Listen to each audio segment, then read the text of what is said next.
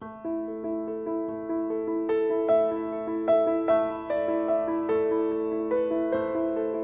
200th anniversary of the founding of the American Unitarian Association is an opportunity for Unitarian Universalists to ground ourselves in our deeply religious, intentional, and evolving living tradition.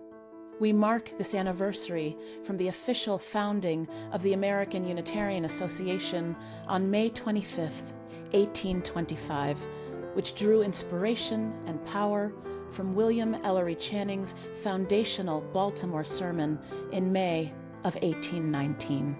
What's so interesting about Channing's Baltimore sermon, Unitarian Christianity, is that it's a moment when he gathers the ideas that are already out there, that are already being preached from the pulpits, that members of his congregation and other liberals are embracing. But he takes the time to put it in this cogent hour-and-a-half sermon that really develops a platform for liberal religion, or what we know today as Unitarianism. He takes the theological concept of Unitarian and he redefines it. It was being used as a critique, as a pejorative label by conservatives and Congregationalism. He takes back the term Unitarian, and through that sermon he defines it. And in that moment he was talking to us about the aspects of Christian tradition that felt key, central to our faith, touchstones, or big rocks we might call them, to who we were becoming and what we needed to not lose hold of, right, in the history that was to come. Channing was saying that it mattered how you understood yourself in the world. It mattered how you understood yourself, not born of original sin, but born with the potential, the possibility of good, and how to act that good out into the world. We have a beautiful tradition in Unitarian Universalism where opportunities to speak on the occasion of someone's ordination serve as opportunities to speak to the heart of the faith itself. And I believe that's part of what Channing was doing when he delivered the Baltimore sermon. In some ways, Channing's sermon could be read as something more personal. But again, those seeds are there where you can think about the moral character of our institutions, the moral character of our association, the moral character of our actions, whether it's a church or an organization or a chaplaincy.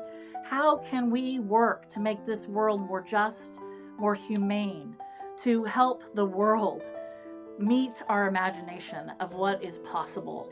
It's a foundation that inspires us to this day. It's a foundation that helps us understand that our roots are deep. Part of what we have seen since that May in 1819 is multiple moments when Unitarians and Universalists and then Unitarian Universalists have been asked to really refine who we are, to hold fast to the legacies of our inherited theological tradition, to our history, and to lean in through our living tradition to the needs of the moment and the needs of the day. This question for us on the occasion of our 200th anniversary is, who do we most long to be? And what are we claiming that helps us know how to live into being that next thing together, without losing who we've been, without losing hold of one another, but in answering the call and meeting the moment of today?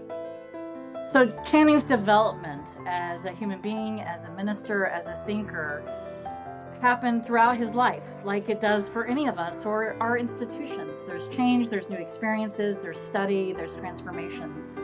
And Unitarian Christianity is one of those places that happens for him, but he certainly didn't stop thinking or developing after that. He continued on to minister for a couple of decades and continue to have that change and transformation.